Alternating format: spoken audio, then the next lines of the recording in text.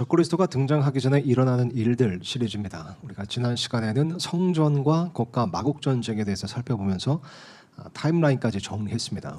오늘은 휴거와 대배교에 관한 건데요. 데살로니가 후서 2장 말씀 보면 적그리스도가 등장하기 전에 어떤 일이 일어나는가에 대해서 명시하고 있습니다. 다만 그 구절에 대한 해석에 이견이 있기 때문에 좀 주의 깊게 살펴볼 필요가 있습니다. 그래서 그 구절을 잘 이해하기 위해서라도 구약 성경에 쓰여진 종말 혹은 재림에 관한 교리적인 용어를 먼저 좀 정리하고 이해할 필요가 있습니다. 대표적으로 세 가지 용어가 있습니다. 사실 그리스도의 날은 구약 성경에 나오는 용어는 아니고 사도 바울 서신에만 나오는 용어인데, 일단 주의 날이란 표현이 있죠. The day of the Lord라고 되어 있습니다. 주의 날이라고 하면 이따가 인용 구절을 살펴볼 거지만 1차적으로 예수님께서 지상 강림하신 날입니다. 그런데 예수님께서 지상 강림하실 때 세상을 심판하시기 때문에 예수님의 심판이라는 것은 7년 환란기의 그 7년 프레임과 함께 이제 이루어지는 거잖아요. 그렇기 때문에 이 주의 날이라는 것은 그 7년 환란기를 포함하기도 합니다. 넓게는. 게다가 예수님께서 지상 강림하시면 세상을 심판하시고 바로 천년 왕국이 세워지죠. 그렇기 때문에 더 넓게는 천년 왕국까지도 포함한다고 볼 수 있습니다. 이 구약 성경 예언서에 나오는 그 문맥을 보면 그렇습니다.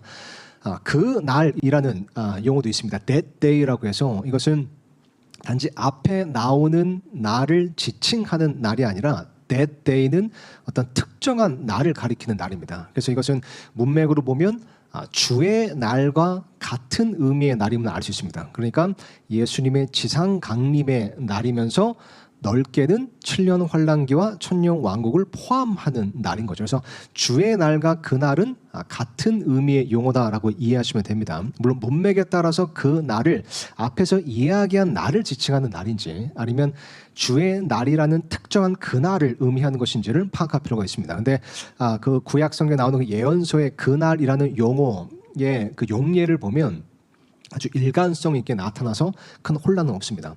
그리고 그리스도의 날은 아까 언급했듯이 사도 바울 서신서에만 나타나는 날인데 이것은 예수님께서 공중 강림하시는 날을 의미합니다. 그래서 성도들이 공중으로 채어 올라가서 공중에서 예수님을 만나는 그날을 그리스도의 날이라고 부르고, 또 우리가 하늘로 채어 올라가면 성경 말씀에 보면 그리스도의 심판석 앞에 선다고 또 쓰여 있거든요.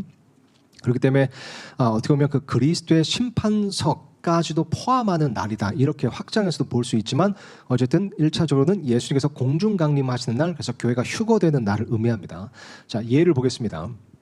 이사야서 13장 9절 말씀인데요. 보니까 보라, 주의 날 곧 진노와 맹렬한 분노로 인한 잔혹한 날이 와서 그 땅을 황폐하게 하며 그가 그 땅의 죄인들을 그곳에서 끄집어내어 멸하리라. 심판의 날이죠. 두려운 날, 환란기의 날입니다. 그것을 주의 날, the day of the Lord라고 성경에서 표현합니다.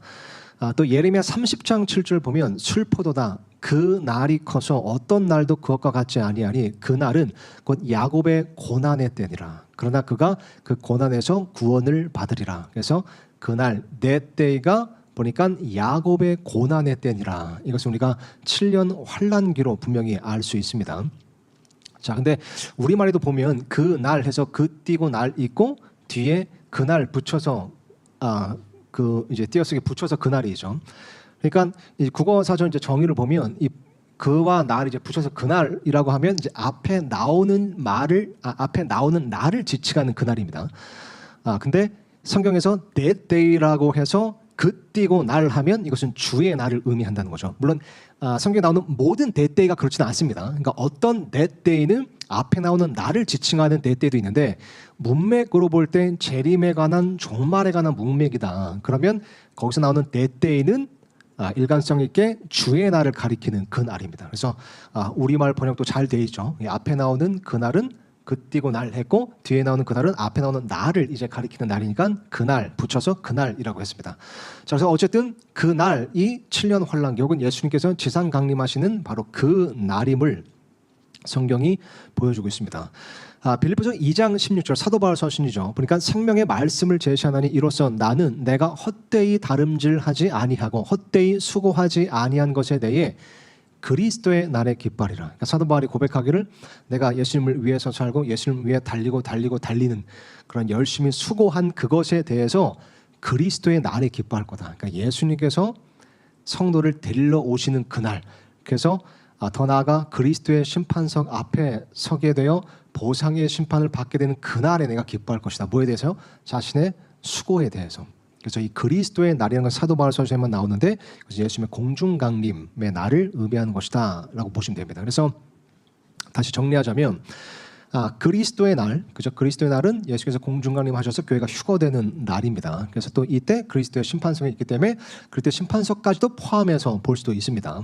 자, 그리고 주의 날 혹은 그의 날이라는 것은 엄밀히 말하면 1차적으로 예수님께서 지상 강림하신 날인데, 지상 강림하실 때 세상을 심판하심으로 예수님의 심판하는 기간인 7년 환란기까지도 포함한다고 볼 수 있습니다. 야곱의 고난의 때죠. 그리고 예수님께서 지상 강림하시면 천년 왕국이 세워지기 때문에 또 구약성경 예언서에 보면 어떤 대목에서는 천년 왕국까지도 포함해서 주의 날이라고도 부르기도 합니다. 자, 대략적으로 이렇게 이제 정리하고요. 자, 데살로니가전서 4장 말씀을 먼저 보겠습니다. 자, 이것은 사도 바울이 그리스도의 날에 대해서 이야기하는 대목입니다. 자, 16절부터 보니까 주께서 호령과 천사장의 음성과 하나님의 나팔 소리와 함께 친히 하늘로부터 내려오시리니 그리스도 안에서 죽은 자들이 먼저 일어나고 그 뒤에 살아서 남아있는 우리가 그들과 함께 구름들 속으로 채어 올라가 공중에서 주를 만나리라. 그리하여 우리가 항상 주와 함께 있으리라. 그러므로 이 말씀들로 서로 위로하라. 그래서 이 날이 이제 그리스도의 날인 겁니다. 자, 그래서 4장 끝절에서 그리스도의 날에 대해서 이야기를 합니다. 그리고 다음 장으로 넘어가면 데살로니가전서 5장인데 여기서는 주의 날을 얘기해요. 그러니까 그리스도의 날도 얘기하고 주의 날도 얘기합니다. 보세요. 그러나 형제들아 때와 시기에 관하여는 내가 너에게 쓸 필요가 없나니 주의 날이 밤에 도둑같이 그렇게 오는 줄을 너희 자신이 완전히 아느니라. 보니까 사도 바울이 지금 구약 성경 예언서에 기록된 그 주의 날이라는 표현을 그대로 쓰고 있습니다. 게다가 그 용어를 그 의미, 그러니까 구약 성경에 기록된 그 의미 그대로 사용해요. 그래서 보니까 그들이 평안하다 안전하다 하고 말할 때에 아이벤 여자에게 해산의 고통이 닥치는 것 같이 갑작스러운 파멸이 그들에게 닥치나니 그들이 피하지 못하리라. 주의 날을 갑작스러운 파멸이라고 표현하고 있습니다. 그러니까 구약 성경에서 주의 날이라고 했을 때 갑작스러운 파멸, 그 대환란기, 혹은 7년 환란기 혹은 예수님의 심판을 의미하는 용어인데 주의 날이, 근데 그 용어를 똑같이 쓰고 그 의미도 똑같이 사용했다는 거죠. 그죠? 그래서 보니까 이 대상도, 이 주의 날이 임하는 대상도 분명히 합니다. 그죠? 그 주의 날이, 그죠? 갑작스러운 파멸이 너희에게 닥친 난이가 아닙니다. 우리에게 닥친 난이가 아니라 그들에게 닥친 난이 그들이 피하지 못하리라. 그죠? 그러니까 데살로니가전서 4장에서는 우리가 그들과 함께 구름 속으로 채워 올라간다. 그죠? 근데 5장에서는 그리스도의 날이 아니라 주의 날을 이야기하는 거니까 대상이 그들에게로 바뀌는 겁니다. 믿지 않는 자들. 그래서 4절 보니까 그러나 형제들아 너희는 어둠 속에 있지 아니하므로 그 날이 도둑같이 너희를 덮치지 못하리라. 또 주의 날을 그 날이라고 표현하죠. 그러니까 구약 성경 예언서에도 주의 날을 그 날이라고 표현하는데 그 똑같은 용어, 그러니까 사도 바울은 정확히 알고 있었던 겁니다. 그 의미를. 그래서 똑같은 용어를 사용해서 주의 날을 그 날이라고 지칭하는 겁니다. 여기도 that day라고 되어 있죠. 근데 그 날도 주의 날이기 때문에 너희를 덮치지 못하리라. 그러니까 주의 날이라는 것은, 그 날이라는 것은 너희에게 덮치는 날이 아니다. 그죠? 그걸 강조하는 겁니다. 근데 그리스도의 날은 우리에게 임하는 것이고 주의 날, 그 날은 우리에게 덮치는 것이 아니다. 이것은 그들에게, 믿지 않는 자들에게 갑자기 닥치는 것이다 라고 분명히 주의 날과 그날 그리고 그리스도의 날을 구분해서 지금 가르쳐 주는 겁니다. 데살로니가 교회 성도들에게. 자, 이게 데살로니가전서 5장 마지막 장입니다. 그리고 데살로니가 후서 1장으로 가봅니다. 데살로니가 후서 말씀은 데살로니가 교회 성도들이 종말론에 있어서, 소위 말해 종말론에 있어서 혼란이 좀 있었어요. 그래서 그 혼란을 바로잡기 위해서 쓴 책이 데살로니가 후서 말씀이거든요. 근데 1장에 이렇게 쓰여 있습니다. 너희를 괴롭게 하는 자들에게는 환난으로 갚으시고 괴로움을 당하는 너희에게는 우리와 함께 안식으로 갚으시는 것이 하나님께는 의로운 일인데 이 일은 주 예수님께서 자신의 강력한 천사들과 함께 하늘로부터 나타나사, 자, 예수님께서 나타나셨습니다.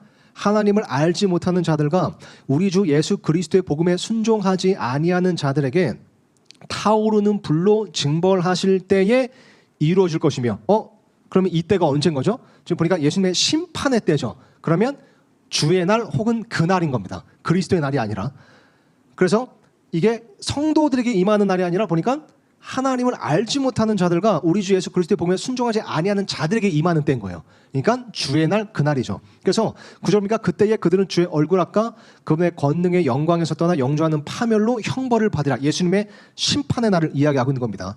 그래서 10절에 보니까 그 날에, 그죠? 그리스도의 날이 아니라 그 날에 그분께서 오셔서 자신의 성도들 가운데서 영광을 받으시고 믿는 모든 자들 가운데서 칭송을 받으시리니 이는 너희가 우리의 증언을 너희 가운데서 믿었기 때문이라. 자, 예수님의 지상 강림, 그로 인한 예수님의 심판의 날 혹은 7년 환란기를 포함한 심판의 날에 대해서 얘기하면서 그 날을 그 날, that day라고 지금 표현하고 있는 겁니다. 그죠? 그리스도의 날이 아니라 그 날, 그러니까 이 날은 주의 날임을 지금 밝히고 있는 겁니다. 그 날임을 밝히고 있는 거죠. 그래서 예수님께서 지상강림하셔서 심판하신 후에 세상을 정결하게 하십니다. 그러면 그때 자신의 성도들 가운데서 영광을 받으시는 겁니다. 이것은 천년 왕국으로 이어지는 그 타임라인을 또한 포함해서 이야기하는 거죠. 자, 이게 데살로니가 후서 1장이요. 다시요. 데살로니가 후서 1장에서 그 날을 언급하면서 그 날이 어떤 날인지를 밝혔습니다. 그죠? 자, 다음 장 2장으로 넘어갑니다. 2장에서 1절 보니까 이렇게 시작해요. 형제들아, 우리 주 예수 그리스도의 오심과 우리가 그분께로 함께 모이는 것에 의거하여 이제 우리가 너에게 간청하노니. 자, 이제 사도 바울이 데살로니가 교회 성도들의 왜곡된 혹은 잘못된 종말론을 바로 잡아주려고 하는 겁니다. 그래서 두 날을 이야기하는 겁니다. 뭐냐면 우리 주 예수 그리스도의 오심, 이것은 앞에 방금 1장에서 얘기한 그리스도의 지상 강림이죠. 그날 혹은 주의 날입니다. 그리고 우리가 그분께로 함께 모이는 것, 이것은 데살로니가전서 4장에서 이미 데살로니가 교회 성도들에게 이야기했던, 가르쳤던 예수님께서 공중 강림하셔서 우리가 그분께로 함께 모이는 것, 공중에서 그분을 만나는 날, 그리스도의 날을 이야기하는 겁니다. 그래서 지금 2장에서 두 가지 날을 지금 이야기하고자 해요. 정리하고자 하는 겁니다. 다시금. 왜냐하면 이 두 가지 날에 대해서 지금 혼돈이 있고 혼란이 있었거든요. 그래서 주의 날 혹은 그날 과 그리스도의 날, 그 두 가지 날에 대한 그 진리에 의거하여 우리가 너에게 간청한다. 그러면서 이제 2절, 3절에서 그 두 가지 날에 대해서 설명하는 겁니다. 먼저 그리스도의 날에 대해서 설명을 해요. 너희는 영으로나 말로나 혹은 우리에게서 받았다 하는 편지로나 그리스도의 날이 가까이 왔다고 해서 쉽게 마음이 흔들리거나 불안해하지 말라. 자, 이게 그리스도의 날이고 그리스도의 날에 대해서 얘기하는 겁니다. 뭐라고 얘기하냐면 그리스도의 날이 가까이 왔다고 해서 쉽게 마음이 흔들리거나 불안해하지 말라. 그러니까 쉽게 말하면 그리스도의 날이라는 것은 우리가 불안해하거나 두려워해야 되는 날이 아니다. 이것은 내가 데살로니가전서 4장에서 가르쳤던 예수님께서 공중관림하실 때 우리가 금결 함께 모이는 그날, 그 기쁜 날, 영광스러운 날을 의미하는 것이지 불안해하거나 두려워해야 되는 날이 아니다라는 걸 언급하는 거다. 왜냐하면 데살로니가 교회 성도들에게 이런 혼란이 있었던 겁니다. 그러니까 그리스도의 날과 주의 날, 사도 바울이 언급했던 그날 혹은 주의 날, 그리고 그리스도의 날, 이것을 잘 구분하지 못하는 사람도 있었던 거예요. 그래서 주의 날, 그날, 이것은 되게 두려운 날인데 구약성경 보더라도, 근데 어떤 사람들이 뭐 사도 바울에서 왔다는 편지로나 말로 이렇게 거짓 교사들이 그 주의 날, 그 그리스도의 날과 주의 날을 혼란시킨 겁니다. 그래서 마치 그리스도의 날이 되게 두려운 날인 것처럼, 그리스도의 날이 꼭 주의 날인 것처럼 그렇게 잘못 가르친 거예요. 그러니까 혼동이 있었던 거죠. 그래서 그리스도의 날은 불안해야 하는 날이 아니다. 그러면서 이제 3절에 아무도 어떤 방법으로는 너희를 속이지 못하게 하라. 먼저 떨어져 나가는 일이 일어나고 저 죄의 사람 곧 멸망의 아들이 드러나지 아니하면 그 날이 오지 아니하리라. 내 때입니다. 자, 여기서 이제 해석의 혼동이 생깁니다. 그러니까 여기서 그 날이라고 했다고 해서 이걸 지금 앞에서 얘기한 그리스도의 날을 받는 혹은 지칭하는 그날이라고 해석을 하는 거예요. 그래 버리면 이게 해석이 어떻게 되냐면 먼저 떨어져 나가는 일이 일어나고 저 죄의 사람 곧 멸망의 아들, 적그리스도죠. 적그리스도가 드러나지 아니하면 그리스도의 날이 오지 아니하리라. 이렇게 해석이 되어버리는 거예요. 그러면 어떻게 되면 순서가 멸망의 아들, 적그리스도가 먼저 드러나고 그리스도의 날이 오는 겁니다. 그러면 우리가 적그리스도를 다 만나게 되는 거예요. 우리 크리스찬들이. 적그리스도가 먼저 드러나고 그 다음에 예수님의 공중강림이 있다고 한다면 우리가 환란기를 통과하게 되는 겁니다. 그래서 이제 환란 통과를 말하는 사람들이 이제 이 구절을 가지고 이야기하는 겁니다. 근데 여기 나오는 that day, 그 날은 이전에 말한 그리스도의 날을 얘기하는 것이 아니라 1장에서 이미 언급한 그 that day, 예수님의 지상 강림하는 그 주의 날을 지금 의미하는 거예요. 그래서 그리스도의 날은 너희가 불안해할 날이 아니고 그 날이라는 것은 순서가 있다. 너희가 지금 두려워하고 있는 그 날은 보면 먼저 떨어져 나가는 일이 있고 그 다음에 적그리스도가 드러나야 그 다음에 오는 날이다. 그러니까 그 날은 지금 적그리스도가 드러나지도 않았고 그죠? 먼저 떨어져 나가는 일이 일어나지도 않았기 때문에 그 날이 지금 온 게 아니니까 그 날에 대해서 너희가 두려워할 필요가 없다라고 지금 이야기하는 겁니다. 그죠? 그 날은 너희가 만날 일이 없다라고 지금 얘기하는 거예요. 그래서 그리스도의 날과 그 날을 구분해서 해석을 됩니다. 그죠? 그 근거는 이 그 날에 대해서는 1장에서 이미 언급했기 때문이죠. 1장에서 그 날에 대해서 정리하고 그리고 다음 장 넘어와서 그 날과 그리스도 날을 구분해서 다시 정리해 주는 겁니다. 자, 그래서 이 그날에 대해서 주의 날에 대해서 지금 사도 바울이 순서를 이야기하는데 먼저 떨어져 나가는 일이 일어나고 그리고 적그리스도가 등장한대요. 그 다음에 그날 혹은 주의 날이 온다는 겁니다. 그죠? 자, 그래서 다시 한번 정리해 보면 사도 바울이 데살로니가후서 2장에서 지금 말하는 바가 뭐죠? 그리스도의 날. 그리스도의 날은 너희가 두려워하거나 불안해야 할 일이 아니다. 그런 날이 아니다. 왜냐하면 이 날은 내가 데살로니가서 4장에서 가르쳤듯이 예수님의 공중 강림의 날이고 그럼 교회가 휴거되어서 성도들이 예수님을 만나는 날이기 때문에 이건 기쁜 날이다. 영광스러운 날이다. 그래서 어떤 사람들이 이 날이 이 날인 것처럼 막 섞어서 혼란스럽게 하는 그런 거짓 교리에 서가 넘어가지 말아라. 그러면서 또 주의 날 혹은 그 날이라는 것은 심지어 순서가 있다. 이 날이 오기 전에 먼저 떨어져 나가는 일이 있고 그 다음에 적그리스도가 등장하는 일이 있다. 그 다음에 주의 날 그 날이 온다. 이게 이제 데살로니가서 2장에서 말하는 사도 바울의 가르침인 겁니다. 자, 그래서 보면 적그리스도가 등장, 멸망의 아들이 드러나는 날은 우리가 다니엘서 9장 말씀을 통해 분명히 알 수 있죠. 그것은 적그리스도가 그죠? 많은 사람들과 평화 조약, 언약을 체결을 할 때, 그죠? 그때 비로소 공식으로 드러나는 겁니다. 그죠? 그래서 적그리스도가 언약을 체결함으로써 남은 한 일의 그 7년 환란기가 시작된다고 다니엘서 9장에 쓰여 있잖아요. 그러니까 적그리스도가 드러나는 때는 이때인 겁니다. 7년 환란기 시작점. 그죠? 언약을 체결함으로써 드러나서 언약을 체결함으로써 7년 환란기가 시작되는 거니까요. 자, 근데 보니까 그 말씀 보면 그 전에 적그리스도가 드러나기 전에 먼저 first a falling away가 일어났다는 겁니다. 그죠? a falling away first. 그러니까 먼저 떨어져 나가는 일이 적그리스도가 등장하기 전에 일어난다는 겁니다. 그래서 우리 지금 시리즈가 적그리스도가 등장하기 전에 일어나는 일들이잖아요. 그래서 오늘 이 부분을 보는 겁니다. falling away. 먼저 떨어져 나가는 일. 그러니까 떨어져 나가는 일이 무엇인가? 적그리스도가 등장하기 전에 떨어져 나가는 일이 먼저 등장합니다. 일어납니다. 자, 떨어져 나가는 일에 대해서 크게 이제 두 가지 해석이 있습니다.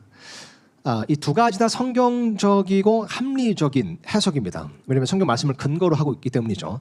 자, 첫 번째는 교회가 진리에서 떨어져 나가는 일 혹은 믿음에서 떨어져 나가는 일을 falling away라고 볼 수 있습니다. 이것은 이 falling away라는 이 표현의 성경적 용례를 보고 그렇게 해석하는 건데요. 예를 들면 누가복음 8장 13절에 바위 위에 있는 것들은 들을 때에 기쁨으로 말씀을 받아들이지만 뿌리가 없어 잠시 있다가 시험의 때에 떨어져 나가는 자들이니라. 이게 이제 씨 뿌린 자의 비유, 예수님께서 말씀하신 그 비유잖아요. 근데 말씀을 듣지만 그죠? 어떤 자들은 잠시 있다가 시험의 때에 떨어져 나간다는 겁니다. 그러니까 믿음에서 그 진리의 말씀에서 떨어져 나간다는 거죠. 그것을 fall away, 똑같은 표현을 썼습니다. 그러니까 fall away라는 것은 믿음에서 떨어져 나가는 것, 진리에서 떨어져 나가는 것. 이것을 한 단어로 표현하자면 배도 혹은 배교라고 볼 수 있겠죠. 그죠? 교회가 배도하고 배교하는 것. 또 히브리서 6장 6절 보면 만일 떨어져 나가면 이렇게 쓰여 있습니다. 이게 이제 앞에 그 문맥을 보면 하나님의 이제 선하심을 맛보고 또 오는 세상의 권능을 맛본 뒤에 떨어져 나가면, 그래서 다시 그들을 새롭게 하여 회개하게 하는 것이 불가능하기 때문이니 그들은 자기들을 위해 하나님의 아들을 새로이 십자가에 못 박고 공개줄 그분을 모욕하느라. 또 이제 이 말씀 때문에 이게 구원받은 사람도 그 믿음에서 이제 떨어져 나가면 다시 회개할 수 없다. 이제 이렇게 또 좀 극단적으로 해석하는 그 이제 사람들도 있습니다. 근데 이것은 문법적으로는 가정 강조법이라고도 볼 수 있고 또 교리적으로는 또 세대적 교리로서도 해결할 수 있는 부분이 있습니다. 어쨌든 성경 전반적으로 봤을 때 다시 태어난 자는 다시 태어나지 않는 상태로 돌아갈 수 없듯이 구원은 잃어버리는 게 아니라는 그 전반적인 교리와 상충되게 해석하면 안 되는 겁니다. 어쨌든 자, 그래서 이 말씀에 따라 이제 믿음에서 떨어져 나가는 것, 그렇죠?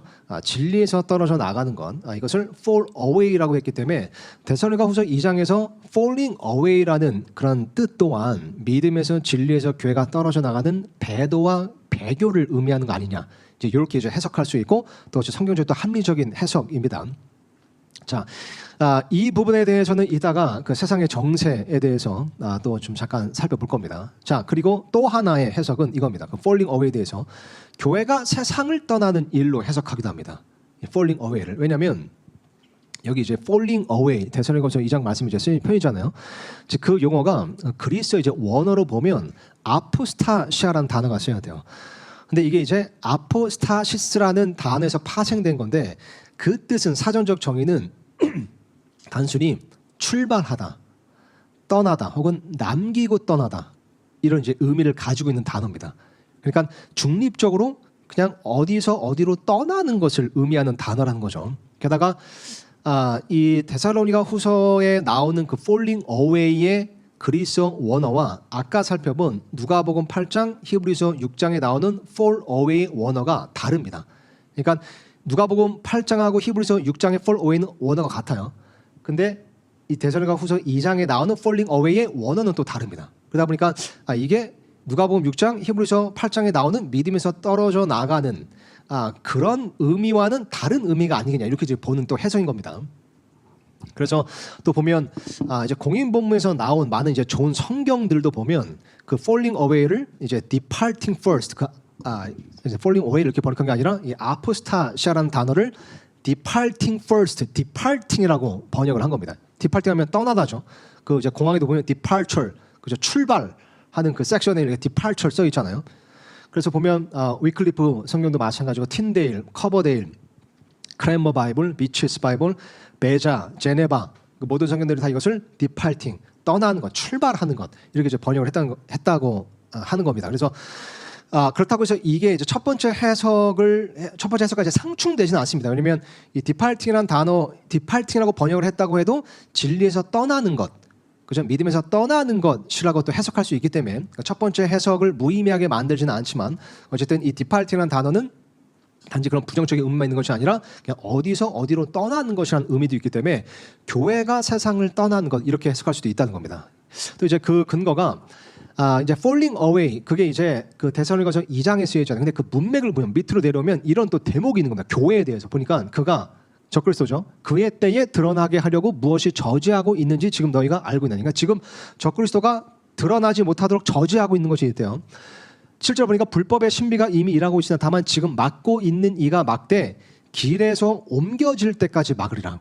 그러니까 무엇이 길에서 옮겨질 때까지 적그리스도가 드러나는 것을 막고 있는 겁니다. 그래서 그 뒤에 저 사악한 자가 드러날 터인데, 지금 여기도 보면 순서를 얘기하죠. 무언가가 길에서 옮겨지면 저 사악한 자, 적그리스도가 드러난다는 겁니다. 그래서 아까 3절 말씀처럼 먼저 떨어져 나가는 일이 있고, 그리고 저 멸망의 아들이 드러나는 그런 순서와도 또 일맥상통하죠. 그래서 주께서 자신의 입의 영으로 그를 소멸시켜주고 친히 오실 때에 광채로 그를 멸하시리라. 그래서 보면 지금 이 적그리스도를 지금 이 교회 시대 때 무엇이 저지하고 있는가? 이게 지금 여기는 이제 what이라고 되어 있고 지금 맡고 있는 이 he라는 대명사로도 봤습니다. 그러니까 what도 되고 he라는 대명사도 이제 해당되는 게 보면 에베소서 2장 15절에 나오는 교회라고 보는 게 합리적입니다. 보면 자, 에베소 2장에서 원수되게 하는 것, 즉 규례들에 수록된 명령들의 율법을 자기 육체로 없애었으니 이것은 이 둘은 문맥을 보면 이방인과 유대인이요, 자기 안에서 하나의 새 사람으로 만듦으로써 화평을 이루려 하시며, 이 새 사람이 예수 그리스도의 몸된 교회죠, 교회. 그죠? 그래서 이방인이든 유대인이든 예수의 복음을 믿고 거듭난 자라면 하나의 새 사람, 그리스도의 몸된 교회로 만드셨다는 겁니다. 그죠? 자기 안에서. 그죠? 그러니까 이 새 사람은 교회를 의미하는데 그것을 new man이라고 합니다. new man이기 때문에 he라는 대명사로도 받을 수 있고 또 교회이기 때문에 what이라는 그런 대명사로도 받을 수 있는 거죠. 그래서 다시 돌아가면 지금 교회가 그죠? 교회가 이 적그리스도가 드러난 것을 막고 있는 겁니다. 저지하고 있는 겁니다. 그래서 그 교회가 길에서 옮겨지면 적그리스도가 드러나는 거예요. 그렇기 때문에 이 지금 데살로니가서 2장 같은 문맥 같은 장이잖아요. 그렇기 때문에 먼저 떨어져 나가는 일이 일어나고 적그리스도가 그 다음에 드러난다라는 그 3절 말씀이 요 지금 7절 8절 말씀과 일맥상통한다고 본다면 그 먼저 떨어져 나가는 일이 교회가 길에서 옮겨지는 일, 길에서 떠나는 이 세상을 떠나는 일이다 이렇게 또 해석할 수 있는 겁니다. 또 이제 로마서 11장 보면 이것도 하나님의 구원의 경륜에 대해서 이제 이야기하는 대목인데 보니까 너가 본성에 따라 야생인 올리브 나무에서 잘리되 이 지금 너가는 이제 그 로마 교회 그러니까 이방인 크리스천들에게 이제 쓰는 말이죠. 그래서 그 이방인들 구원받은 이방인들이 원래 야생 올리브 나무잖아요. 근데 거기서 잘린 뒤 본성의 역행은 좋은 올리브 나무에 접붙여진 겁니다. 그죠? 본래 가진 이들이 얼마나 더 자기 자신의 올리브 나무에 접붙여지느냐. 본래 가지가 누구죠? 유대인들이죠. 그러니까 좋은 올리브 나무가 있었습니다. 근데 유대인들이 예수님을 거부했어요. 그래서 본래 가지 그 유대인들이 떨어져 나간 겁니다. 대신에 이방인의 때가 시작되고 복음이 이방인들에게로 옮겨짐으로써 이방인들이 구원받는 역사가 일어나서 야생 올리브 나무 가지가 좋은 올리브 나무에 접붙여진 거죠. 그래서 그게 이방인의 때가 교회 시대, 은혜 시대가 시작된 걸로 이제 우리가 해석하는 겁니다. 그런데 형제들아 너희가 스스로 지혜로운 것을 여기지 않게 하기 위하여 이 신비에 대해 너희가 모르기를 내가 원치 않으니 그러니까 하나님의 경륜이기 때문에 신비라고 얘기하는 겁니다. 그러니까 은혜 시대, 교회 시대를 얘기할 때 사도 바울은 신비라고 얘기합니다. 그래서 그것은 곧 이방인들의 충만함이 들어올 때까지 일부가 눈머는 일이 이스라엘에게 일어났다는 것이라. 그래서 지금 야생 올리브나무 이방인이 좋은 올리브나무에 접붙여진 겁니다. 그러니까 본래 가진 떨어져 나갔죠. 근데 이방인들의 충만함이 이루어지면 그죠? 이방인들이 이제 구원받거나 혹은 그들의 악이 충만해지거나 어쨌든 이방인들의 때가 끝나면 이방인의 때 그러니까 그 야생 올리브나무 가지가 다시 떨어져 나가는 겁니다. 그리고 본래의 가지가 다시 접붙여지는 겁니다. 그게 7년 환란기 야곱의 고난의 때죠. 왜냐하면 7년 환란기 때 유대인들이 대대적으로 구원받고 다시 회개하는 하나님께로 돌아오는 일이 있거든요. 그러니까 본래 가지가 다시 접붙여지는 것 그때가 이제 야곱의 고난의 때인 거고 근데 그 일이 언제 일어나냐 접붙여졌던 야생 올리브 나무 가지가 다시 떨어져 나갈 때 그때 다시 본래 가지가 접붙여지는 겁니다. 이게 로마서 11장 말씀 이제 그거거든요. 이제 그렇게보다도 떨어져 나가는 것이 이제 이방인의 때가 끝나는 것, 교회가 세상을 떠는 것, 이제 이거 연관해서 볼 수 있다. 그래서 이게 두 가지 다 성경적이고 합리적인 해석이다. 그래서 이 falling away라는 용어 단어의 의미에 대해서 이것을 중의적인 의미로 우리가 그냥 보기도 합니다. 그러니까 이거 아니면 이거 양자택일의 문제가 아니라 이게 중의적인 의미일 수 있다. 그러니까 한 단어인데 두 가지 다 될 수 있다. 왜냐하면 이 사실 두 가지 해석이 서로 상충되는 개념은 아니에요. 서로 절충되는 부분이 있거든요. 왜냐하면 어쨌든 이 세상에서 교회가 참된 교회가 떠나야 완전한 배교가 일어나기 때문이죠. 그러니까 지금도 배도의 물결이 있는데 여전히 지금은 참된 교회가 있잖아요. 그러니까 완전한 배도는 아닌 겁니다. 그죠? 그런데 참된 교회가 떨어져 나가고 혹은 세상을 떠나게 되면 명목상의 교회들이 완전히 배도하고 배교하게 되는 그래서 완전 단일 종교 통합이 이루어지는 그 배도 그래서 적그리스도 한 사람을 대상으로 경배하는 그 종교 통합이 그때서 이루어지기 때문에 이 두 가지 해석이 절충되는 부분이 있는 겁니다. 게다가 이 한 단어를 중의적인 의미가 있을 수 있다고 보는 게 성경 속 언어 유희의 어떤 특성 때문에 그렇습니다. 그러니까 언어 유희 이건 그냥 제 표현일지도 모르겠지만 어쨌든 이런 겁니다. 예를 들면 이것도 예전에 한번 그 메타버스 강의 때 잠깐 소개했던 건데 다니엘서 5장 보면 그 이제 저기 벨사살 왕이죠. 그 벨사살 왕이 이제 교만해지자 하나님께서 벽에 그 손가락이 나타나게 하셔서 이렇게 글을 쓰시는데 그 갈대아어로 혹은 이제 아람어가 좀 섞였다고 합니다. 근데 어떤 글을 쓰셨냐면 메네메네 데겔 우바르신 그래서 1절에 기록된 글이 이것이니 곧 메네메네 데겔 우바르신 이니이다. 그래서 이것을 이제 다니엘이 해석해 주는 겁니다. 그것의 해석은 이러하니 메네는 하나님께서 왕의 왕국을 세셔서 그것을 끝내셨다는 것이요. 데겔은 왕을 저울에 다니 부족한 것으로 드러났다는 것이며 베레스는 왕의 왕국이 나뉘어 메대 사람들과 페르시아 사람들에게 주어졌다는 것입니다. 자, 지금 메대 대결 우바르신을 다니엘이 해석하는 겁니다. 근데 우바르신을 지금 베레스라고 해석을 했죠. 베레스는 우바르신의 이제 단수 형태라고 합니다. 단수. 그러니까 이게 이제 우바르신 복수고. 근데 어쨌든 우바르신이든 베레스든 이게 나뉘다, 나뉘어지다라는 뜻을 가지고 있대요. 나뉘다라는 뜻만 가지고 있습니다. 근데 다니엘이 이 우바르신 베레스라는 단어가 한 단어를 가지고 나뉘다라는 뜻을 가지고 있는 한 단어를 가지고 왕국이 나뉘는데 페르시아 사람들에 의해서 나뉜다고까지 해석을 한 거예요. 그죠? 이 단어에는 페르시아 사람이라는 의미가 없어요. 근데 여기까지 해석을 한 겁니다. 왜 그러냐면 이 발음이 그래요. 이게 우바르신도 페르신 이렇게 되고 베레스도 페레스라고 돼서 이게 이제 그 갈대어로 페르시아인을 발음할 때 들리는 소리와 똑같다고 합니다. 그러니까 하나님께서 이 한 단어를 사용하셔서 페르시아 사람들에 의해 나뉠 것이다라는 말씀 메시지를 주신 거예요. 그래서 이렇게 한 단어가 중의적인 의미를 가지고 있는 건 이게 성경에 500개 이런 게 이제 성경에 500개 이상이 나옵니다. 그래서 이런 것들을 볼 때 그 데살로니가서 2장에 있는 그 falling away라는 단어도 그런 중의적인 의미를 가지고 있다. 왜냐하면 그 두 가지 해석이 상충되는 것이 아니라 절충되는 부분이 있기 때문이죠.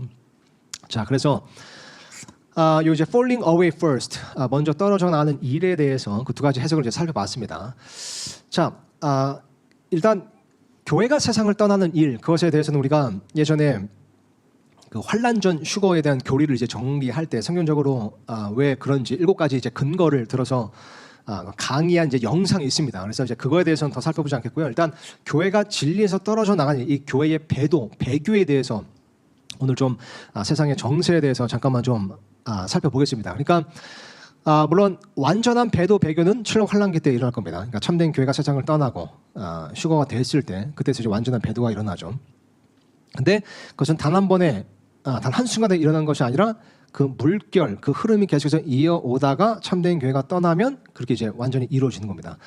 그래서 보면 그 요한계시록 13장에 이제 적그리스도 왕국에 대한 이제 묘사가 나오는데 그때는 적그리스도를 경배하는 대상으로 해서 그 중심으로 해서 모든 종교가 단일 종교로 통합되는 것을 알 수 있습니다. 그래서 보면 8절에 땅에 거하는 모든 자들, 그 세상의 창건 때부터 죽임을 당한 어린 양의 생명책에 이름이 기록되지 않은 자들이 그에게 경배하리라. 그러니까 그가 이제 적그리스도 첫째 짐승이거든요. 근데 구원받지 않은 모든 자들, 그러니까 구원받은 자를 제외한 모든 자들이 적그리스도에 경배하는 날이 온다는 겁니다. 환란기 때의 일이죠. 근데 또 12절 내려가면 그가 이것은 요한계시록 13장에 등장하는 둘째 짐승입니다. 우리가 이것을 거짓 대언자라고 해석합니다. 왜냐하면 이제 그 요한계시록 20장 말씀 또 19장 말씀에 보면 그 짐승 적그리스도가 나오고 거짓 대언자가 나오기 때문에 그래서 이 13장에 나오는 거짓 대언자, 그러니까 둘째 짐승은 거짓 대언자인 겁니다. 그래서 거짓 대언자가 첫째 짐승 앞에서 첫째 짐승의 모든 권능을 행사하고 땅과 그 안에 거하는 자들이 첫째 짐승 곧 치명적인 상처가 나은 자에게 경배하게 하더라. 그래서 이 종교를 통합시켜서 적그리스도에게 경배하게 하는 일을 이 둘째 짐승 즉 거짓 대언자가 해요. 그러니까 거짓 대언자라고 요한계시록에서 묘사한 거 보니까 그 둘째 짐승은 어떤 종교 지도자인 것을 알 수 있습니다. 그래서 우리가 해석하기를 이 둘째 짐승은 거짓 대언자가 로마 카톨릭의 교황이 아니겠느냐 이렇게 이제 해석을 하는 겁니다. 추측을 하는 겁니다. 왜 그러냐면 세상의 정세를 보더라도 그런 종교 통합 그 흐름을 주도하고 선동하고 있는 것이 로마 카톨릭 교회고 로마 카톨릭의 수장이 교황이기 때문이죠. 그죠? 그때 아마 그 교황이 적그리스도는 아니지만 그 온 세상을 하여금 적그리스도에게 경배하게 하는 그렇게 만드는 그런 거짓 대언자일 것이다. 그런 종교 지도자일 것이다. 그 교황이 이제 이렇게 해석하는 겁니다. 자, 근데 이 요한계시록 13장에서는 그 둘째 짐승, 거짓 대언자가 어떤 인물로서 나옵니다. 그런데 이것을 이제 교황이라고 보는 또 다른 근거가 요한계시록 17장에 보면 그렇게 종교 통합, 그러니까 완전 배교, 그 우상 숭배를 이루는 어떤 특정한 단체 혹은 세력이 나와요. 그게 이제 음녀라고 요한계시록 17장에 되어 있는데 보면 1절 보니까 또 7병을 가진 7천사 중 하나가 와서 나와 이야기하며 내게 이르되 이리 오라 많은 물들 위에 앉아있는 큰 음녀가 받을 심판을 내가 너에게 보여주리라. 일단 음녀가 나옵니다. 많은 물들, 성경에서도 많은 물들하면 많은 사람들을 상징하기도 합니다. 그래서 이 음녀가 많은 사람들 위에 앉아 있는 겁니다. 그러니까 많은 사람들이 음녀를 따르는 거죠. 근데 이 음녀는 한 인물이 아니에요. 그러니까 요한계시록 13장에 나오는 둘째 짐승은 한 인물이었잖아요. 거짓 대언자, 한 종교 지도자. 근데 여기 나오는 음녀는 한 인물, 한 사람이 아닙니다. 왜냐하면 18절 보면 너가 본 그 여자는 땅의 왕들 위에 군림하는 저 큰 도신이라 하더라. 그러니까 여기 나오는 음녀는 어떤 도신 겁니다. 어떤 세력인 거죠. 심지어 땅의 왕들 위에 군림하는 세력인 겁니다. 로마 카톨릭을 보면 단지 종교 단체가 아닙니다. 완전히 정치 단체로서 굉장히 정치적인 세력이에요. 그래서 심지어 전 세계적으로 특히 이제 유럽 국가들의 수장 그런 대통령들과도 아주 밀접하게 결탁되어 있고 심지어 굉장히 강력한 정치적인 영향력을 행사하죠. 그죠? 이 바티칸, 그 로마가 그렇습니다. 그래서 아예 그 바티칸을 하나의 나라로 인정하죠. 정치적인 나라로 인정을 해요. 바티칸을. 그 로마 이제 교황국 바티칸을. 그래서 보니까 저 큰 도시나 음녀가 또 보면 5절에 보니까 그녀의 이마에 있는 신비 큰 바빌론 땅의 창녀들과 가증한 것들의 어미라는 한 이름이 기록되어 있더라. 땅의 창녀들, 가증한 것들 이게 이제 우상 숭배를 상징하죠. 근데 그것들이 어미라는 겁니다. 그 로마 카톨릭이 보면 모든 이교도 우상 숭배 종교들을 다 혼합시키고 포함시킨 그런 짬뽕 종교잖아요. 게다가 바빌론 로마 카톨릭은 바빌론 종교를 완전하게 흡수한 종교입니다. 그 역사적으로도 그렇죠. 그죠? AD 314년 때 콘스탄틴 황제가 로마의 국교로 기독교를 그렇게 공인했지만 사실 그것은 바빌론 종교와 기독교를 짬뽕시킨 거예요. 바빌론 종교를 완전히 흡수한 거예요. 그래서 예전의 바빌론 종교가 지금의 로마 카톨릭으로 나타나는 겁니다. 그래서 바빌론 종교와 그 역사와 기원 혹은 그 사상과 로마 카톨릭의 사상을 비교해 보면 껍데기만 조금 다를 뿐이지 완전 그 본질적인 사상은 완전 똑같습니다. 형태도 똑같아요. 그래서 바빌론 하면 로마 카톨릭 교회입니다. 자, 그래서 또 보면 9절 보니까 여기에 지혜 있는 생각이 있으니 일곱 머리는 그 여자 음녀가 앉아있는 일곱 산이라. 자, 보면 일곱 산 위에 그 음녀가 앉아있대요. 자, 로마의 고대 로마 도시는 일곱 언덕 중심으로 그 위에 세워졌다고 그러죠. 그죠? 그래서 심지어 카톨릭 백과사전 보면 이렇게 쓰여 있습니다. 바티칸 교황국 소재 지역 자체는 일곱 산의 도시라고 불리우는 로마시안에 있다. 저 로마시안에 지금 이 바티칸 교황국이 있잖아요. 정치적인 세력입니다. 근데 일곱 산의 도시라고 불리는 로마시안에. 그죠? 보면 아까 뭐라 써 있었죠? 그 여자가 앉아 있는 일곱 산이라. 이것도 되게 절묘하게 일치하죠. 게다가 또 보면 2절에 땅의 왕들이 그녀와 음행하였으며 땅의 거주자들도 그녀의 음행의 포도주에 취하게 되었다고 하고 여기서 이제 음행은 이제 우상 숭배 그걸 이제 의미하는 겁니다. 그래서 땅의 왕들 통치자들뿐만 아니라 땅의 거주자들이 다 그런 우상 숭배에 참여하게 되죠. 로마 카톨릭에서 로마 카톨릭 교회가 종교적으로 엄청난 전 세계적으로 되게 지대한 영향을 끼치고 있잖아요. 그러니까 우상 숭배 악한 영향을 끼치고 있는 거죠. 4절도 보면 그 여자는 그죠? 그러니까 로마 카톨릭 교회 한번 넣어보겠습니다. 로마 카톨릭 교회는 가증한 것들과 그죠? 자기 음행의 더러움이 가득 담긴 금잔을 자기 손에 가진 채 보면 항상 이 교황이 금잔 들고 그렇게 또 예배하고 미사하는 이제 그런 사진들도 많고 또 보면 자주색 옷과 주홍색 옷을 차려입고 보면 항상 이 자주색 옷 아니면 주홍색 옷을 차려 입습니다. 저기 로마 카톨릭 이제 교황 사제들이 이제 그렇다는 거죠. 그죠?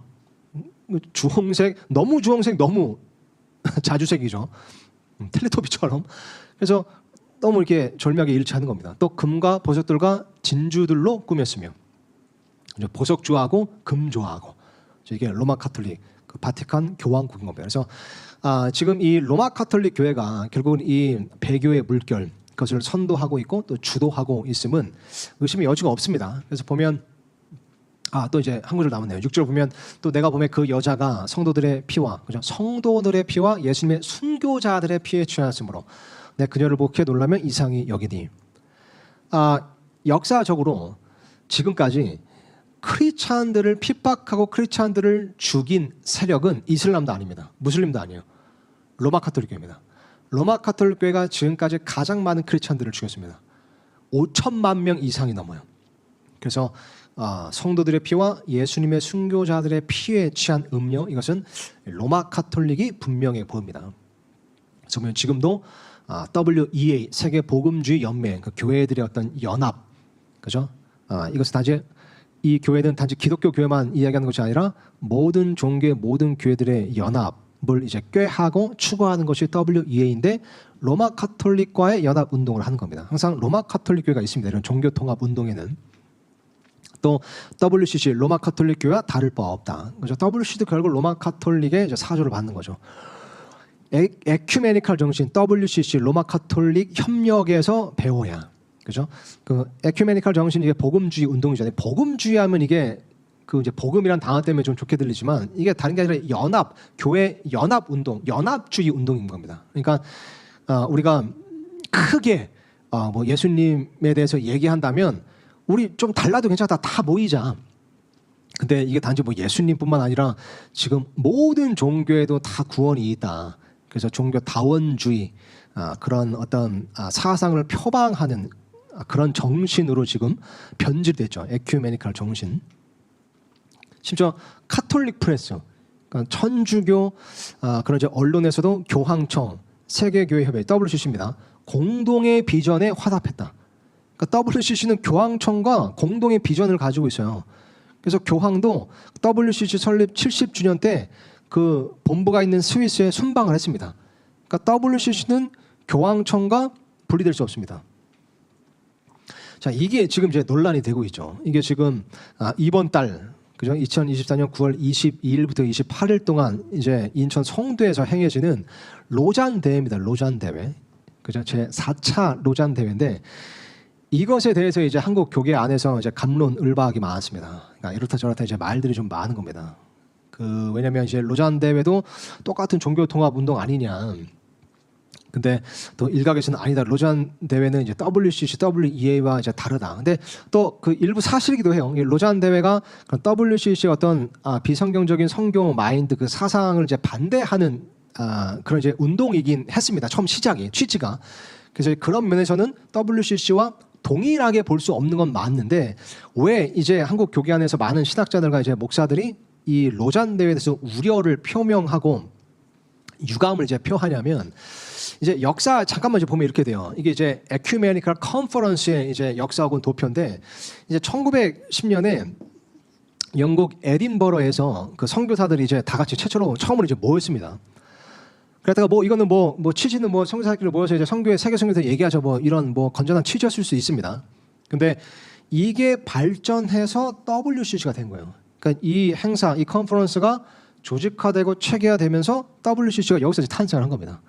그래서 이게 또 여기서 이제 갈렸어요. 이게 조직화되고 체계화되는, 그래서 다른 이제 종교들과 어떤 연합 운동을 하는 것에 이제 반대하는 그 선교사들. 그러니까 우리는 선교만 하겠다는 사람들이 IMC라는 이제 단체를 또 세웠다고 합니다. 그랬는데 결국에는 1961년 뉴델리 컨퍼런스에서 결국 통합을 해요.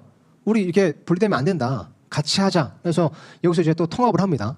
그래서 이제 그 웁살라 컨퍼런스 때 이 열매가 나타나는데 종교 다원주의를 표방하는 안 좋은 열매, 변질된 열매로 나타난 겁니다. 게다가 이 방콕 컨퍼런스에서도 그 종교 다원주의를 표방하는 그런 굉장히 사악한 그런 운동과 사상이 여기서 이제 발견이 된 거죠. 그래서 요거하고 요거에 이제 좀 반발한 사람들이 로잔 대회를 만들었다, 시작했다라고 얘기를 하는 겁니다. 그래서 보면 이 로잔 대회는 이 WCC와 이제 다른 부류다. 근데 결국에는 같은 에큐메니칼 컨퍼런스 운동, 에큐메니칼 정신 그 운동 안에 섞여 있어요. 같이 포함되어 있는 거죠. 그래서 우리는 WCC와 다르다라고 말할 수 있겠지만 사실 이 에큐메니칼 정신, 복음주의 안에 있다 보니까 자, 로잔 대회가 1974년에 제1회 로잔에서 있었습니다. 자, 그리고 제2차가 마닐라에서 있었고 제3차가 2010년에 케이프타운에서 있었는데 이때 제3차 로잔 대회 때 그러니까 지금 이제 인천에 사는 게 제 4차예요. 그러니까 그 전, 그죠? 제 3차 때 이때 이 뉴스 한번 보세요. 결국에 로잔 대회 참석한 WCC 대표단, 그죠? 그래서 24일 폐막한 세계보험주의자들의 대축제 제3차 로잔 세계복음화 대회에는 세계교회협의회 WCC 대표단도 참석했다. 그러니까 대표단 9명은 대부분 WCC 세계선교와 전도위원회 사람들이다. 그래서 기독교인들의 긴밀한 연합은 역사적 요청이라면서 대표단의 이번 참석은 복음주의자들과 에큐메니컬 운동 사이의 갭을 좁히는 데 이바지할 것이라고 말했다. 그래서 결국 우리 WCC 싫어 반대해서 반발해서 나왔지만 결국 또 여기서 또 만나는 겁니다. 그러니까 실제로 이 지난 그 제3차 로잔 대회에서 이 WCC 대표단뿐만 아니라 로마 정교회, 그죠? 동방 정교회, 그리고 저기 그 뭐죠? 로마 카톨릭, 그런 인사들, 대표들, 심지어 신사도 운동하는 사람들 약 1000명이 다 참석을 한 거예요. 그러니까 로잔 대회 취지와 시직은 뭐 어땠는지 몰라도 어쨌든 결국에는 또 그 안에 에큐메니컬 정신, 그 운동 안에 있다 보니까 또 섞이는 일이 있는 겁니다. 또 섞이는 일이. 그죠? 그러다 보니까 지금 이제 제 4차 로잔 대회는 다를 거다 이렇게 얘기해도 이게 지금 이제 오늘교회 그 이재훈 목사하고 그 이제 그 누구죠? 유기성 목사, 그 두 목사님이 이거를 이제 준비위원회로서 준비하고 있고 다른 목사님들도 이제 함께하고 있는데 또 이제 다른 그런 교계의 교계로부터 이제 그 비방을 받고 있는 이유가 이겁니다. 그래서 보면 결국 이 로잔 대회도 WEA, WCC와 완전히 분리가 안 된 겁니다. 그래서 보면 이런 뉴스 기사, 이거는 이제 그 김지혁 작가님 바이블로그에서 제가 발췌 왔습니다. 그 이 로잔 대회, 이번 로잔 대회에 대해서 그 바이블로그 글이 아주 좋은 글이 올라와 있습니다. 그래서 시간 되시면 한번 보시면 좋을 것 같고요. 어쨌든 WEA, 로잔 운동과 세계 선교 위한 협력 강화할 것. 결국 또 같이 붙는 거예요. 그래서 WCC 부산총회, WEA, 국제 로잔 등과 네트워크 구축해야 에큐메니컬 좌담 결산. 계속 이 노력이 있는 겁니다. 우리 다시 함께 뭉쳐야 된다. WEA와 로잔 대회의 협력은 역사적 사건. 그래서 또 WEA와 로잔 대회가 또 협력을 했던 적이 있는 겁니다. 그러니까 결국 그 안에 있다 보니까 완전히 분리될 수가 없다는 거죠. 게다가 이거 이제 그 이재훈 목사가 이 로잔 운동에 대해서 자꾸 이렇게 논란이 되니까 이걸 설명한 이제 강의가 있는데 거기 보면 로잔 대회에서 이제 얘기하면서 이건 이제 초교파적이다. 근데 보세요. 침례교, 장로교, 감리교 뭐 여기까지 오케이. 근데 성공의 복음주의자들도 포함시키는 거예요. 성공회는 이 본질적인 교리 자체가 완전히 다릅니다. 이 성공회는 완전히 지금 타락을 했어요. 근데 이 지금 본질적인 복음의 교리가 완전히 변질된 성공회까지 끼게 되면 이게 어떻게 건전한 로잔 대회라고 부를 수 있느냐, 이제 이렇게 평가를 하는 거죠. 이 하나 보여드릴게요. 영국 성공의 수장은 영국의 국왕입니다. 그래서 이번에 이제 찰스 3세가 국왕이 됐을 때 성공회가 대관식을 집전했죠. 집도한 겁니다. 근데 이거 보세요. 그 대관식에서 신앙들의 수호자 되겠다 선포했습니다. 이게 뭐냐면 보세요. 이건 좀 길지만 한번 읽어보겠습니다. 이거 자. 특히 눈길을 끈 대목은 찰스 왕의 대관식은 영국 전통에 따라 여전히 성공회가 집전했지만 새 국왕이 성서에 손을 얹고 한 즉위선서에서는 모든 종교와 믿음을 가진 사람들이 자유롭게 살 수 있는 환경을 조성하기 위해 노력하겠다는 표현이 포함됐다는 점입니다. 처음으로 국왕 그 대관식에서 이 선포를 한 겁니다. 모든 종교와 믿음을 가진 사람들이 자유롭게 살 수 있는 환경을 조성하기 위해 노력하겠다. 누가요? 국왕이. 이 국왕은 또 성공회의 수장입니다. 그래서 16세기 헨리 8세 왕 이후 영국 국왕은 국교회인 성공회의 수장이었으며 이들은 대대로 즉위식에서 신앙의 수호자, Defender of the Faith가 될 것을 서약했다. 그래서 보세요. 신앙의 수호자가 될 것을 서약했대요. 대관식 때. 근데 그러나 이번 찰스 왕의 즉위 선서에서는 이 유서 깊은 표현에 알파벳 단 한 글자가 추가됐다. 찰스 왕은 신앙들의 수호자, The Defender of Faiths입니다. 그죠?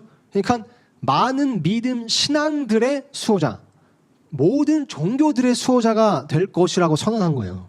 그러니까 이 찰스 3세가 종교 통합을 또 선도하고 주도하고 있는 인물이 지금 된 겁니다. 근데 찰스 3세가 성공의 수장이에요. 성공의 수장이 지금 이런 어젠다를 갖고 있다면 성공의 어젠다가 어떤지 알 수 있죠.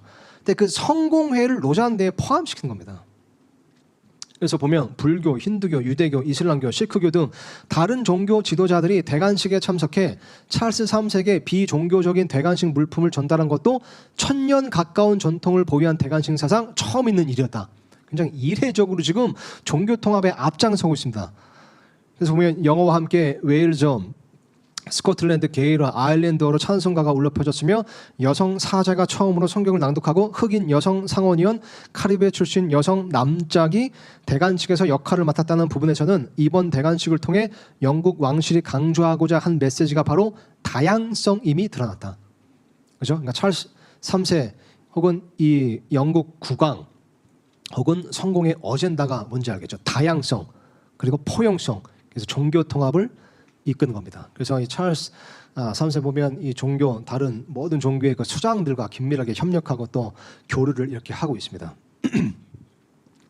자, 그리고 또 이제 그럼 로잔 대회 정체성이 무엇이냐라고 물으면 한마디로 하면 신복음주의입니다. 신복음주의. 그러니까 신복음주의가 뭐냐 이제 설명을 하는데 이게 이제 결국 자유주의를 반대하고 근본주의를 반대해서 일어난 운동이에요. 신복음주의가. 자, 근본주의도 반대를 합니다. 근본주의도. 자, 그리고 이 로잔대와 성공회, 이 로잔대가 왜 성공회를 낄 수밖에 없는 이유가 뭐냐면 로잔대를 시작한 사람이 잔 스타트라는 사람인데 이 잔 스토트라는 사람이 성공의 신부입니다. 신부였습니다. 근데 이 잔 스토트라는 사람은 지옥을 믿지 않아요. 영혼 멸절설을 믿는 사람이에요. 그러니까 이게 인간이 죽으면 이 비신자들은 지옥 가는 게 아니라 아예 없어져 사라진다. 이것은 여호와 증인의 교리고 이것은 제7일 안식교의 이단 교리입니다. 근데 이것을 잔 스토트라는 사람이 그걸 이제 주장했는데 그 사람이 시작한 특히 이제 빌리 그레엄 목사하고 같이 시작했어요. 이 로잔 대회를. 근데 빌리 그레엄 목사님도 처음에 복음 선포 열심히 하고 되게 좋은 분이었지만 나중에 말년에 이제 인터뷰에서 마치 종교다원주의를 옹호하는 것처럼 노골적으로 인터뷰를 해서 되게 논란이 됐었죠. 그래서 이 두 분이 주축이 중심이 돼가지고 로잔 대회를 시작한 겁니다. 그러니까 어떻게 보면 이 기원 태생조차도 그렇게 성경적이다 혹은 건전하다고 볼 수는 없는 겁니다. 사실 엄밀히 말하자면. 자, 신복음주의. 이게 이제 로잔 대회의 정체성인데 신복음주의. 이거 이제 시간이 많지는 않지만 이거 그래도 중요한 거 몇 번 보겠습니다. 이 백과사전에 나오는 그 정의입니다. 신복음주의는 키포인트가 이런 겁니다. 근본주의 신학과 달리. 그래서 근본주의 신학과도 결을 달리한다. 또 결국 신복음주의를 신자유주의라고 볼 수 있다. 그러니까 결국 자유주의 신학 이게 함유된 겁니다. 근데 일단 근본주의를 되게 싫어해요. 근본주의를. 보면 역사, 신복음주의 역사가 근본주의와의 결별 이것 때문에 이제 시작된 거예요. 그래서 보세요. 근데 미국의 기독교 근본주의자들은 대중문화, 진화론, 자유주의 신학에 대해 반대하는 폐쇄적인 성향을 갖고 있었는데 자, 근본주의자들이 폐쇄적인 성향을 갖고 있을 때 왜 폐쇄적인 성향을 갖고 있냐면 대중문화, 진화론, 자유주의 신학을 반대해서 아니 진화론은 당연히 반대해야 되잖아요. 자유주의 신학은 당연히 반대해야 되잖아요. 자유주의 신학은 성경도 사실이 아닌 겁니다. 소설 같은 거예요. 이거를 반대한다고 해서 근본주의자들은 너무 폐쇄적이야. 그래서 그거에 저항해서 나타나게 신복음주의자인 겁니다. 그래서 보면 기독교 근본주의자들의 압력으로 공립학교의 진화론 교육을 반대하는 버틀러법을 통과시킨 바 있으며 그러니까 미국 근본주의자들이 진화론 교육을 반대하는 버틀러법을 통과시켰어요. 사실 그렇죠. 잘한 일이잖아요. 이 진화론을 가르치면 비신자들이 계속 탄생하게 되는데 그리고 독일 신학은 자유주의 신학이므로 독일 신학에 반대한다고 생각했다. 그러니까 근본주의자들이 독일의 자유주의 신학을 반대한 겁니다. 자유주의 신학을 반대하는데 선도했던 그 사람들이 근본주의자들이에요. 근데 그 근본주의자들은 너무 폐쇄적이야. 꽉 막혔어. 그래서 이제 이들과 자신들을 구분짓고자 했는데 이들을 신복음주의자들이라 부른다. 그래서 이제 그 로잔 대회도 마찬가지고 신복음주의자들이 이제 근본주의를 되게 싫어합니다. 그래서 미국 신복음주의 운동 그 역사를 보면 보세요. 신복음주의자들은 근본주의자들과 자신을 구분하는 의미로 그리스도 신앙을 통한 구원을 믿는다면 로마 카톨릭 신자나 진보 기독교인들과도 대화할 수 있다고 생각했다. 신복음주의자들은 로마 카톨릭 신자와도 교제할 수 있다고 생각해요. 그게 로젠 대회의 사실 정체성입니다. 그죠? 그래서 이들이 이제 플러 신학 대학원을 설립한 거고, 또 보면 여기 하지만 1976년 지미 카터 대통령 당선에 빌리 그레엄 목사가 개입하는 등 교회가 정치 문제에 간섭하는 부정적인 모습을 보이기도 했으며, 심지어는 미국과 하나님 나라, 미래적이며 현재적인 하나님의 통치를 동일시하는 오류를 범하기도 했다. 이제 신복음주의, 미국 신복음주의 운동이 이랬다는 겁니다. 또 영국 신복음주의 운동, 이것만 보시면 됩니다. 아까 말했던 존 스토트, 이게 이제 성공의 신부예요. 근데 존 스토트는 개혁파 감리교회 출신의 칼빈주의자 마틴 로이드 존스와도 비교된다. 그래서 이 존 스토트하고 마틴 로이드 존스 목사님은 이제 원래 같이 활동했는데 결별했어요. 그래서 이 마틴 로이드 존스 목사님은 분리주의자라는 이제 비방을 받게 됩니다. 왜냐면 이제 존 스토트는 난 성공에 남겠다고 했고, 마틴 로이드 존스 목사님은 성공이 안 된다 이제 얘기했거든요. 그래서 결발이 된 겁니다. 그래서 보면 존 스토트 신부는 세계 복음화 대회인 로잔 회의에 로잔 언약 초안 심사위원회장으로 참여, 복음주의 신학의 가장 대표적인 선언으로 불리는 로잔 언약 작성에 기여했다. 그래서 존 스토트하고 지금 로잔 대회는 뗄래야 뗄 수가 없습니다. 분리할 수가 없어요. 지금도 존 스토트의 그런 사상에 지대한 영향을 받고 있습니다. 로잔 대회가. 근데 복음주의 신학의 가장 대표적인 선언이 로잔 언약이에요. 그러다 보니까 이게 성경적인 신학은 확실히 아닌 거다라는 걸 우리가 분별할 수 있습니다. 자, 근본주의자들 되게 싫어합니다. 그래서 보면 이런 포럼도 있었습니다. 기독교 근본주의가 들어가는 곳엔 순수의 이름으로 끊임없이 대립 분열이 있다. 그러니까 이 사람들이 말하는 게 근본주의자들 봐라, 맨날 싸우고 맨날 다투고. 물론 이 근본주의자라고 했을 때 이게 우리가 사실 근본주의자라고 하면 다른 게 아니라 성경 말씀만을 추구하는, 그러니까 성경적인 진리만을 추구하고 그것을 고수하고 또 세상과 타협하지 않는 그런 보수주의를 이제 의미하는 거잖아요. 성경 중심의 그런 신앙인 거잖아요. 근본주의가. 근데 어떤 그런 본질적인 교리가 아니라 너무 지엽적인 것에 있어서 조금만 달라도 다 그냥 다투고 분열하고 극단적으로 분리해버리는 그런 극단적인 분리주의, 극단적인 배타주의가 이제 근본주의 역사에 있었던 것도 사실입니다. 이런 건 주의됩니다. 극단적인 배타주의, 극단적인 분리주의가 지엽적인 것들을 가지고도 다 분리해버리는 이런 것들은 어떻게 보면 좀 이렇게 지양해야 되는 모습이긴 합니다. 근데 근본주의의 본질은 성경적인 진리를 수호하는 그런 이제 자세, 태도, 믿음이잖아요. 근데 보면 이제 이거를 싸잡아서, 그죠? 근본주의를 싸잡아서 한국 기독교 내 내재한 근본주의 현상이 한국 교계에 부정적 영향을 미치고 있다는 주장이 나왔다. 분리주의적 사고에 기반해 끊임없이 대립 갈등을 유발하는 요인이 되고 있는데, 이는 관용을 추구하는 복음주의와 거리가 멀다는 분석이다. 그래서 지금 교계를 보면 근본주의보다 복음주의가 훨씬 더 인기가 많습니다. 근본주의자는 저런 꽉 막힌 사람들 안 좋게 치부당하고 있어요. 그래서 시간상 다 읽지 않겠습니다. 이 포럼에서는 근본주의와 복음주의를 비교하며 근본주의의 위험성에 대한 고찰이 이루어졌다. 그렇죠? 그래서 또 이제 기사도 계속해서 보면 근본주의의 위험성은 기독교 영성의 핵심인 예수 사랑, 자비, 긍휼과 거리가 멀다는 것이다. 그다음에 이것이 들어가는 곳에는 순수의 이름 끊임없는 대립 갈등이 생기고 분열이 반복된다. 그래서 이거 보세요. 아신대 교수가 근본주의는 교회 연합, 에큐메니컬 운동을 한사코 거부하지만 복음주의는 세계교회 협의회, WCC의 자유주의적인 방침은 비판하다 성경적인 것은 지지하는 분별력을 발휘한다. WCC의 일부를 찬성하고 그것을 옹호하고 지지하는 것을 분별력을 발휘하는 것이라고 표현하는 겁니다. 이게 지금 더 인기가 많아요. 이 세상, 이제 한국 교회 안에서는. 그래서 근본주의 현상이 기독교 신앙에 큰 해악이 되는 것. 근본주의를 굉장히 싫어하는 그런 풍조가 지금 한국 교계 안에 생긴 겁니다.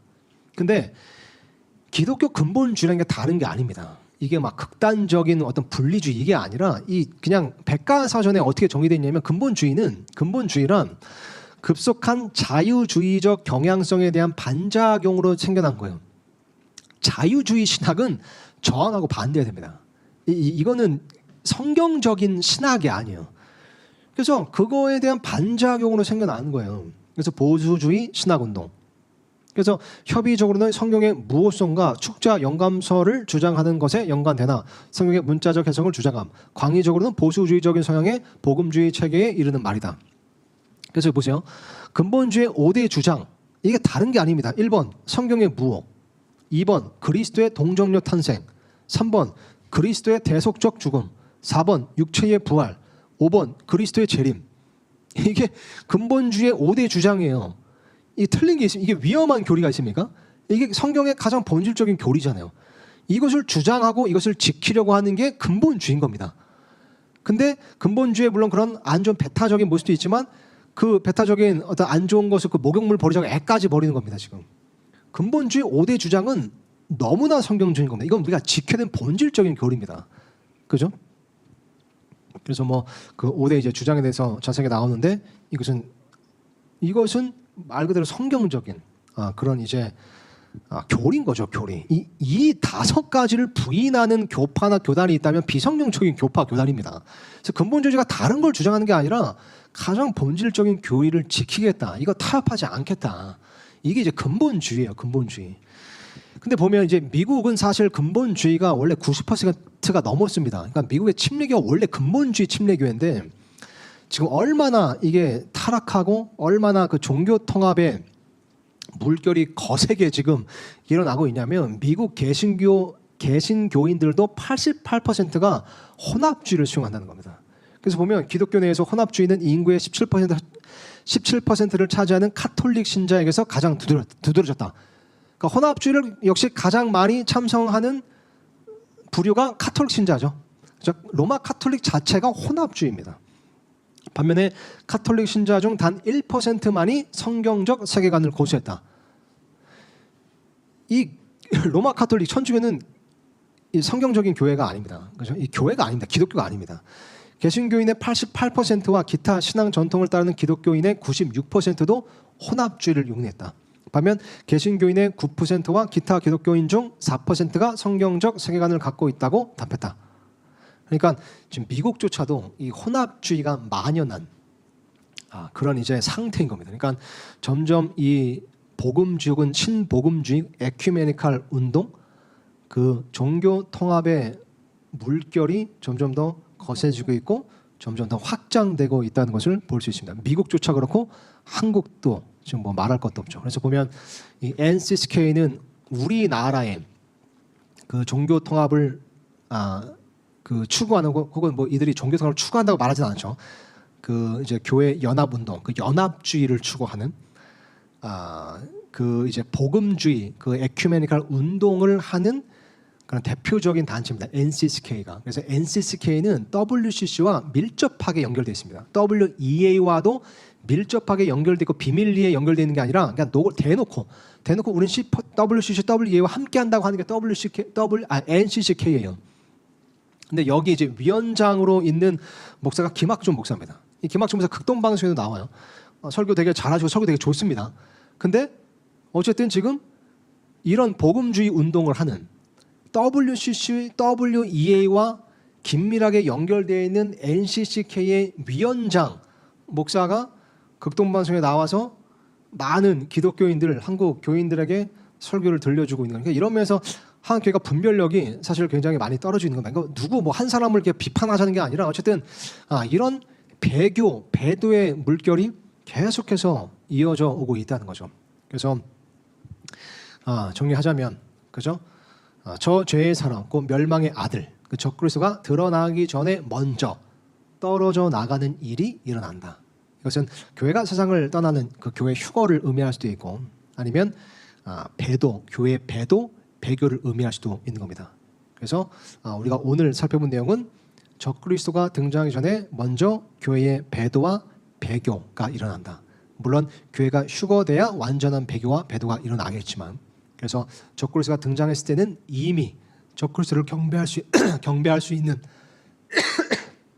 죄송합니다.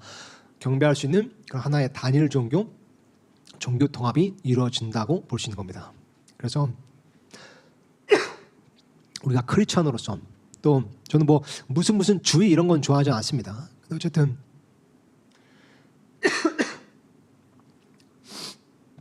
성경의 그 본질적인 교리를 수호하고 또 지키는 그런 근본주의 정체성을 표방하는 우리로서는 계속해서 끊임없이 이런 것들을 분별해야 될 책임을 또 갖고 있다고 생각합니다.